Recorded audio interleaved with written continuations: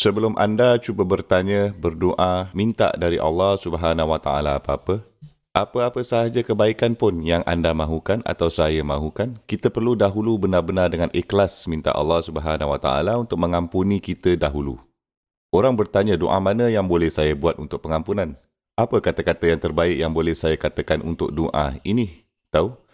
Orang mempunyai berbagai-bagai doa untuk perkara yang berasingan. Jadi, apabila seseorang wanita sedang hamil, dia akan menghantar email kepada saya atau dia akan datang kepada saya dan tanya, okey tengok ni, saya akan mempunyai baby tak lama lagi ni. Doa yang mana boleh saya buat sekarang? Atau ada yang akan berkata, saya akan pergi interview kerja. Doa yang mana saya boleh buat sekarang? Berikan saya doa khas untuk setiap perkara dan situasi yang berbeza, kan? Izinkan saya untuk bagi tahu anda, kata-kata doa itu memang penting kerana semua kata-kata itu suci dan semua telah diwahyukan. Tapi satu-satunya doa untuk kesemua perkara kamu sebenarnya adalah untuk meminta pengampunan Allah Subhanahu Wa Taala dengan seikhlas-ikhlasnya. Satu doa itu untuk menyingkirkan semua masalah anda, satu-satunya doa yang akan menguruskan segala-galanya adalah benar-benar dengan ikhlas untuk meminta pengampunan dari Allah Subhanahu Wa Taala. Nabi Nuh AS telah menjemput bangsanya selama lebih dari 9 abad.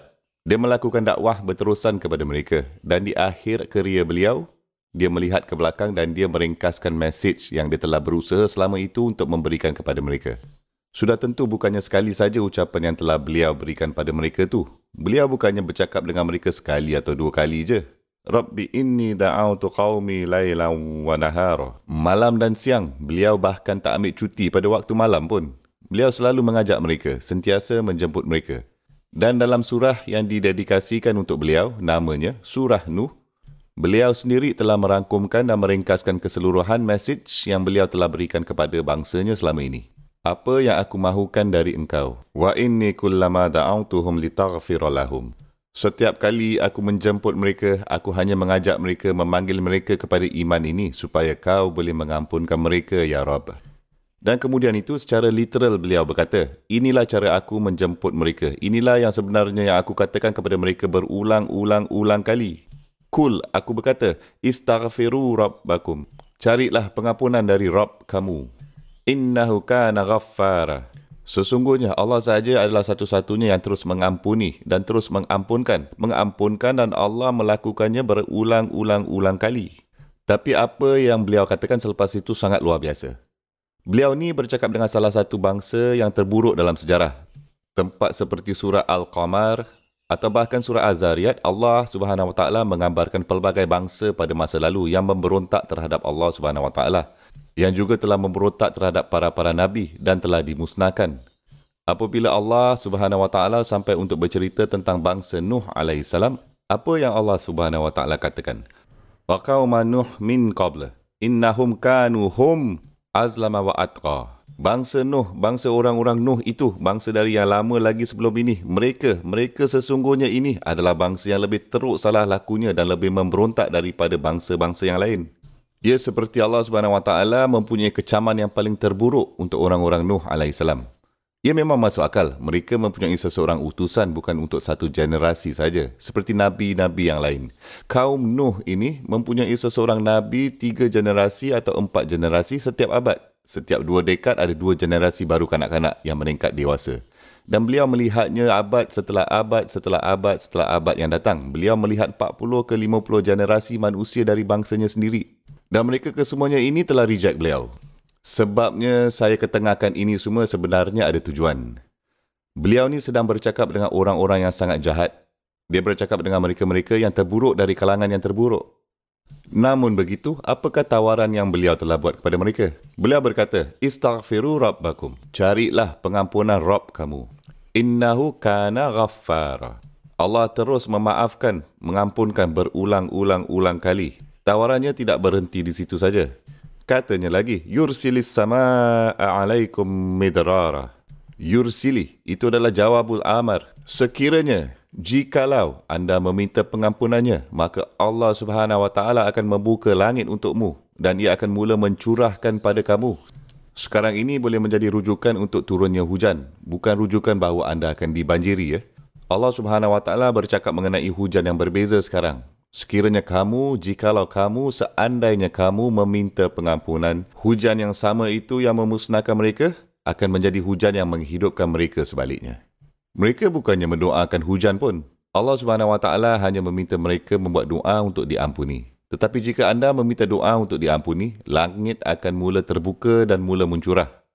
Sekarang Allah Subhanahu Wa Taala tidak mengatakan air akan mencurah. Dia mengatakan langit akan mencurah. Kerana langit mempunyai lebih banyak lagi daripada air. Langit mempunyai pengampunan.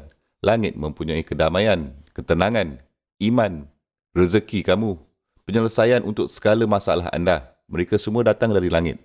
Allah Subhanahu Wa Taala akan membuka pintu langit dan semua yang disekat dari harta Allah yang belum anda dapat nikmati lagi kerana anda belum meminta pengampunan akan terbuka luas. Minta ampun saja tu. Anda meminta untuk menyelesaikan masalah A, masalah B, masalah C. Kamu tu ada masalah yang kamu sendiri tidak tahu yang kamu ada. Allah Subhanahu Wa Taala sahaja yang tahu bahawa kamu memilikinya. Tapi sekiranya anda dan saya boleh menjadi orang-orang yang ikhlas untuk mencari pengampunan, sentiasa mencari pengampunan, maka semua masalah akan mula diselesaikan dengan campur tangan ilahi. Yursilis samaa'a 'alaikum midraran. Dan jika itu tidak mencukupi, anda meminta pengampunan untuk siapa? Untuk diri sendiri kan? Istaghfiru rabbakum, dan mintalah pengampunan untuk diri sendiri. Beliau mengatakan lagi, wa yubdidkum bi amwalin wa banina. Dan Allah akan menaikkan kamu dengan memberi anda wang dan memberikan anda anak-anak. Dia akan memajukan warisan baik anda dengan wang dan anak-anak, bahkan wang yang tidak akan menjauhkan diri anda dari Allah.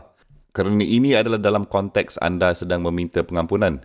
Allah akan memberikan anda wang yang baik, yang akan menyebabkan anda melakukan yang lebih baik dan memberikan manfaat kepada anda dalam pengertian duniawi ini dan dalam erti kata akhirat juga. Dan dia akan memberi anda anak-anak yang baik. Mereka akan menghormati anda, menunjukkan kasih kepada anda, patuh kepada anda, buat anda bangga. Mereka akan memberi anda kebahagiaan ketika anda masih hidup dan walaupun anda sudah pergi. Mereka akan terus melakukan amal baik yang akan menjadi pelaburan berterusan untuk anda setelah anda berada di kubur anda. Ini adalah dua perkataan yang sama itu, wang dan anak-anak. Kemudian itu, innahum asawni wattaba'u man lam yazidhu maluhu wa waladuhu illa khasara.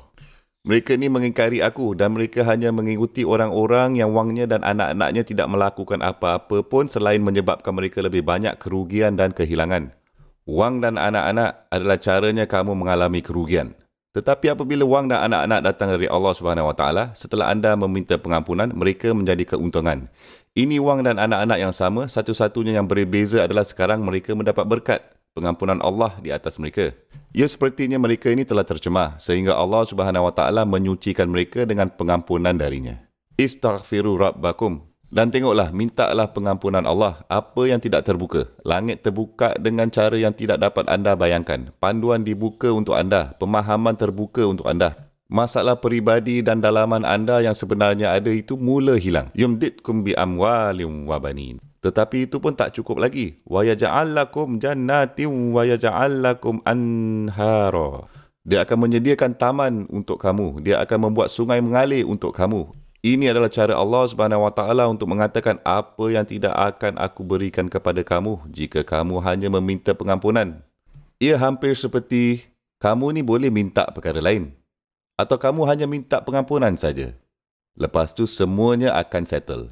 Subhanallah.